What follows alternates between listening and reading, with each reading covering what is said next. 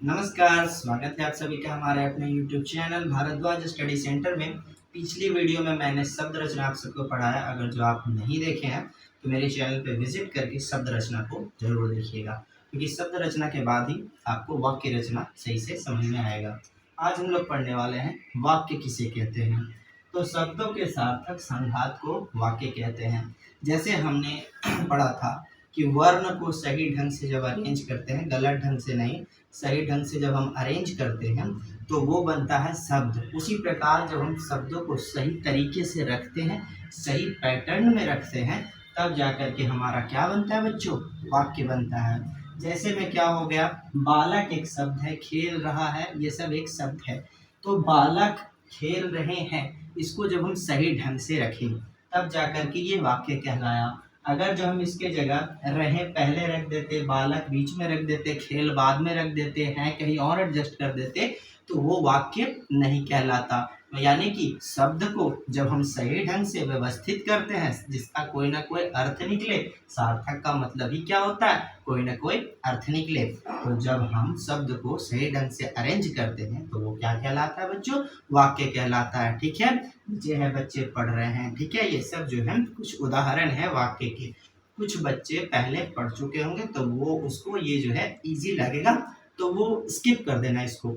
लेकिन जो नए नए हैं, हिंदी जैसे यूपी पुलिस कांस्टेबल, यूपीएसआई, ये सब की तैयारी कर रहे हैं, जो हिंदी अभी चालू ही किए हैं उनके लिए ये है। लेकिन जो पढ़ चुके हैं तो वो तो मुझसे भी महारथी होंगे। ठीक है, तो वो इस वीडियो से अपना दूर रहेंगे। ठीक है, चलिए हम समझते हैं कि वाक्य के भेद कितने होते हैं। पहला आधार अर्थ के आधार पर, दूसरा रचना के आधार पर और तीसरा प्रयोग के आधार पर होते हैं। जिसमें से अर्थ और प्रयोग से ज़्यादा सवाल नहीं मिलते, बट मैं फिर भी आपको पढ़ा दूंगा। ठीक है, मेन जो है रचना के आधार पे सवाल देखने को ज़्यादा मिलते हैं। तो सबसे पहले हम आपको रचना के आधार पर पढ़ाएंगे, फिर आपको अर्थ के आधार पर पढ़ाएंगे, फिर आपको प्रयोग के आधार पर पढ़ाएंगे।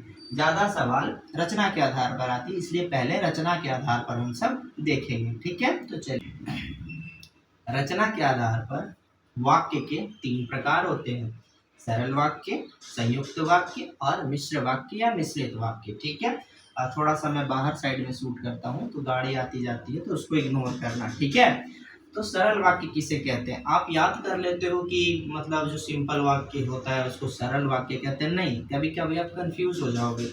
आपको क्या याद रखना है कि जिस वाक्य में एक से ज्यादा उद्देश्य एवं एक विधेय हो। अब बोलोगे उद्देश्य क्या है, विधेय क्या है, तो देखो इंग्लिश में थोड़ा सा मैं लिख देता हूँ। उद्देश्य यानी सब्जेक्ट, ठीक है, विधेय यानी प्रेडिकेट। सब्जेक्ट कर्ता, करने वाले को सब्जेक्ट कहते हैं, और विधेय यानी प्रेडिकेट, जो काम है उसको विधेय यानी प्रेडिकेट कहते हैं। फॉर एग्जाम्पल, जैसे कि मैं स्कूल जा रहा हूँ, यहाँ मैं एक हूँ, सिंगुलर नंबर हूँ। ठीक है, तो मैं सिंगल हूँ, एक ही हूँ, यानी कि एक या एक से ज़्यादा। ठीक है, यहाँ पे सुधार लेना, एक भी हो सकता है या एक से ज़्यादा भी हो सकता है। ठीक है,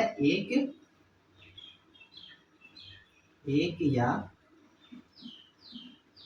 एक से, ठीक है, इसको सुधार लेना, एक या एक से ज्यादा। यानी कि जो कर्ता होगा, जो सब्जेक्ट होगा, वो सिंगल भी हो सकता है या सिंगल से ज्यादा हो सकता है। जैसे मैं स्कूल जा रहा हूँ, यहाँ मैं सिंगल हूँ, यानी करने वाला मैं हूँ, अकेला हूँ। ठीक है, और स्कूल जाना मेरा कर्म है। ठीक है, तो हम क्या बोले कि कर्म यानी विधेय जो है सिंगल होगा हर बार, लेकिन करने वाला जो होगा ज्यादा हो सकता है। फिर दूसरा लाइन, सर तो दूसरा एग्जाम्पल कैसे होगा, तो हम सब स्कूल जा रहे हैं, यहाँ हम सब हो गए, यानी पहले तो मैं सिंगल था बट अब यहाँ हम लोग ढेर सारे हो गए, यानी करने वाले हम लोग ढेर सारे हो गए, लेकिन काम क्या है बाबू, स्कूल जाना ही मेरा काम है। यानी कर्म एक होगा लेकिन करने वाले एक भी हो सकते हैं और एक से ज़्यादा हो सकते हैं। तो ऐसे वाक्य को हम लोग क्या कहेंगे बाबू, सरल वाक्य कहेंगे। आई होप आपको ये समझ में आ गया होगा। आज से आप सरल वाक्य पकड़ना सीख जाएंगे। काम एक होना चाहिए, काम करने वाला एक या एक से ज्यादा होना होगा, तो वो सरल वाक्य कहलाएगा। अब हम आते हैं संयुक्त वाक्य पे कि संयुक्त वाक्य हम कैसे पकड़ेंगे और उसका क्या परिभाषा है। वाक्य पढ़ते हैं कि संयुक्त वाक्य किसे कहते हैं। ठीक है, पिछले में था कि एक या एक से ज्यादा हो सकता है, उसमें सिंगल हो सकता है, सिंगल से ज्यादा हो सकता है। ठीक है, क्या उद्देश्य यानी कर्ता, सब्जेक्ट जो है एक भी हो सकता है, एक से ज़्यादा हो सकता है, वो आपने सरल वाक्य में पढ़ा।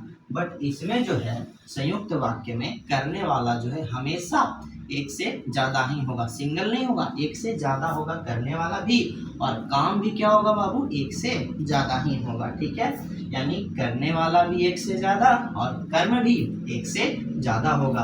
एग्जाम्पल से आप समझिएगा कि सर कैसे पकड़ेंगे कि ये संयुक्त वाक्य है। ठीक है, तो जैसे आप लोग देख सकते हो, मैं स्कूल जा रहा था, यहाँ पे मैं सिंगल करता हो गया। ठीक है, एक तो यहाँ पे मैं खुद हो गया एक करता, स्कूल जाना एक कर्म हुआ, और मेरा छोटा भाई और दूसरा करने वाला मेरा छोटा भाई हो गया करता, और खेल रहा था ये दूसरा कर्म हो गया। तो यहाँ मैं और मेरा छोटा भाई ये दो हो गए करने वाले, और स्कूल जाना और खेलना ये दो हो गया हमारा काम। यानी ऐसे वाक्य जिसमें एक से ज़्यादा काम हो और एक से ज़्यादा करने वाले हो, तो उसको हम लोग संयुक्त वाक्य कहते हैं। बार बार आप इसको रिपीट करना, देखना, तो आप फिर सरल, संयुक्त और मिश्र, मैं बताता हूँ मिश्र भी किसे कैसे पहचानेंगे, वो पहचानना आप सीख जाओगे। तो हम सब मिश्र वाक्य, जिसे मिश्रित वाक्य भी कहते हैं, वो पढ़ते हैं। ठीक है, इसमें उद्देश्य एक ही होगा, कर्ता एक ही होगा, लेकिन कर्म एक से ज़्यादा होगा। फिर से आप रिवाइज कीजिएगा। सरल में क्या था, करने वाला एक भी हो सकता है, एक से ज़्यादा हो सकता है, लेकिन काम सिंगल था। फिर संयुक्त में क्या था कि एक से ज़्यादा करने वाले भी हो और एक से ज़्यादा काम भी हो, वो संयुक्त हो गया। लेकिन मिश्र वाक्य में क्या है बच्चों कि इसमें करने वाला सिंगल ही होगा, लेकिन काम ढेर सारे होंगे, यानी कि सब्जेक्ट एक ही होगा, प्रेडिकेट बहुत सारे होंगे। जैसे में एग्जाम्पल में आप देखिएगा, जैसे ही बरसात हुई मेंढक बोलने लगे, यहाँ करने वाला मेंढक है। ठीक है, बोलना पहला काम हुआ और बरसात होना दूसरा काम हुआ, यानी कि इसमें कर्म दो हुए, एक से ज़्यादा कर्म हो गए। कहने का मतलब कर्म ज़्यादा हो सकते हैं पर करने वाला सिंगल ही होगा।